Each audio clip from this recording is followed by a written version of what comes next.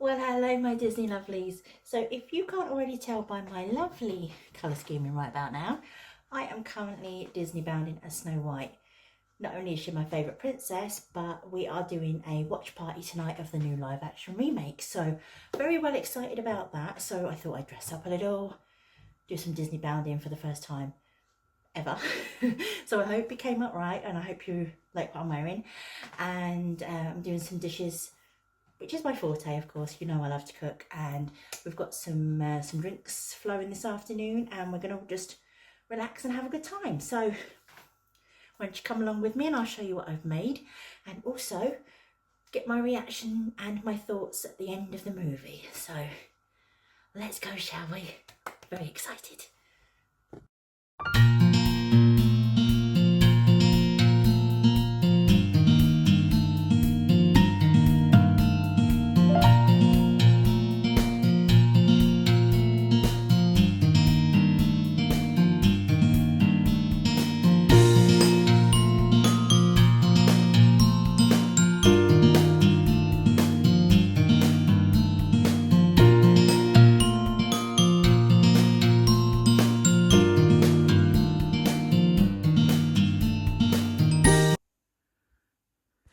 So let's start off with the decorating part. I didn't need to do this, but I just wanted to make it extra special.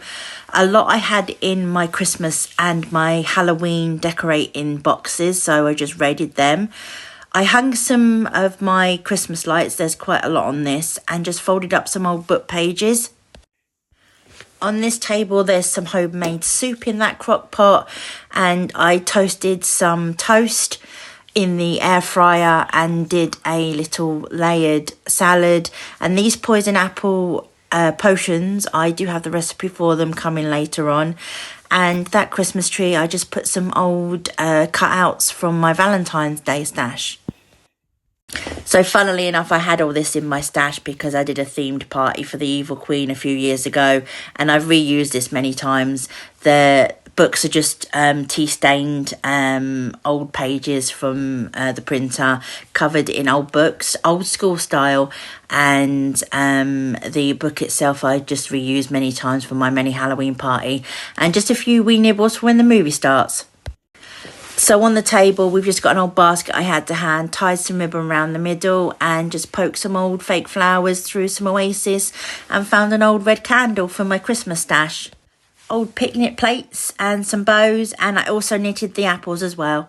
So on to the main star of the show, which is always the food in my opinion. This cheesy potato and bacon casserole is so simple to make. I make this all the time, and it's always a crowd pleaser, and it's so filling. All you have to do is chop up some potatoes. Some baby potatoes usually work best because they're a little bit smaller. And I pop them into a bowl and sprinkle them with salt and just toss them around for a wee while. And I will put them in the air fryer because it's a lot easier and they cook a lot evenly. I put them in for around about 20 minutes, which sounds a long time, but they go very crispy. And as long as you shake them every 5 minutes or so, you'll get an even crispness all the way through.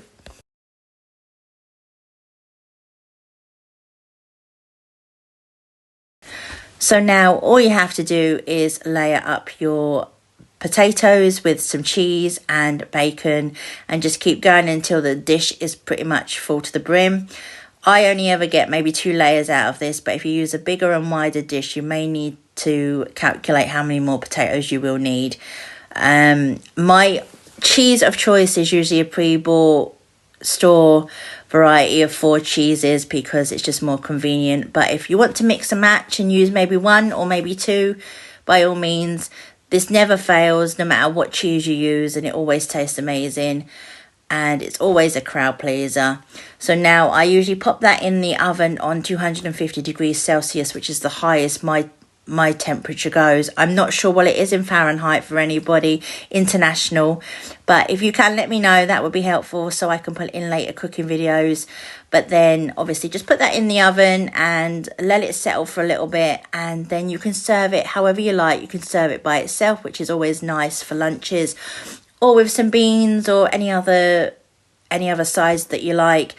And that is basically that one. So I hope you enjoy this one, because I always enjoy making this one. It's so much fun and very messy, as you can see. So on to the next one, which is called currywurst, which I found that is a German street food, and I thought it was appropriate. So I thought I'd give this an attempt, and it turned out really well. You can do it on the hob in a saucepan, but I decided to put it in a crock pot, which was a lot easier and more convenient at the time.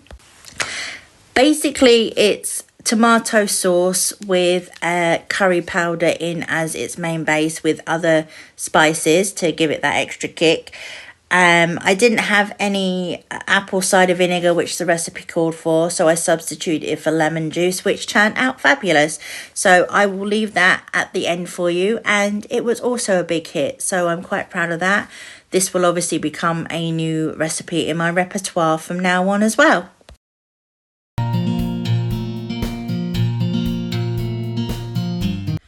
Now to pudding, which was so simple, and this looks so cute. All I did was hollow out some apples and put in some caramel sauce in the bottom and caramel ice cream on top. And doesn't it look so cute? I was very proud of this one as well. And finally, keeping in with the theming of our movie day, I made a poison apple cocktail. This just called for 2 shots of apple sour liqueur and some ice, and top that up with some 7-Up or some lemonade, whichever way you're inclined, and then just pop on a slice of apple just to make it that extra special, and enjoy. It was rather delicious, if I do say so myself, and very sweet as well, and also a big hit.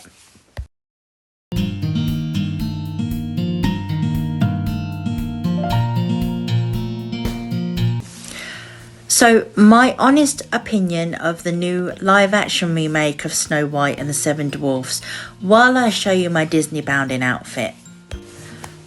Honestly, I will forever be loyal to the original, because it holds such a dear place in my heart, and I went in this open-minded and hoping for a decent retelling of my favourite movie and my most cherished princess of all. Now, to its credit, it kept a lot of the old elements, which I absolutely adore. And strangely, I didn't mind the new elements added either, which I thought I was going to detest. I understand why they felt the need to modernise certain parts, but in all honesty, it wasn't necessary. Personally though, I would rather choose to be a singing princess finding her prince in the middle of the woods than being a boss baddie princess pretty much any day of the week, let's be honest. Moving on. Now, I've always believed that art is always open to interpretation, and to each their own on the subject. But my interpretation of some of the song choices in this were kind of cringeworthy, and some of them seemed a little bit rushed because they didn't make any sense, if I'm honest. But getting past all of that, I was actually interested in finding out how they were going to portray the dwarfs in this one, because there'd been a lot of hype about it. And once you got past the CGI and a little bit into the movie itself, they actually grew on me. I appreciated that they were portrayed as magical dwarfs, and they were magical mining dwarfs, so that was a lovely little added extra. Also, Dopey was adorable. He was a human version of himself, which is how I always envisioned him. Even when he started speaking, which was a bit of a shock. I wasn't expecting it, but in a kind of roundabout way, it was a nice addition to the storyline. So I guess in conclusion, in a sort of roundabout way, I will say I did like the movie. I'm looking at this as a new retelling on an old classic. So will I be watching it again? Of course, because I obviously missed a few things, and I'm sure over time, just like the original, I will love this just as much. Well, not as much. but I'm sure it will come close. Please don't be swayed by anything you thought was negative in my opinion about the movie if you haven't seen it already. I do try to keep an open mind in these situations and see both sides, so I hope that you won't hold that against me.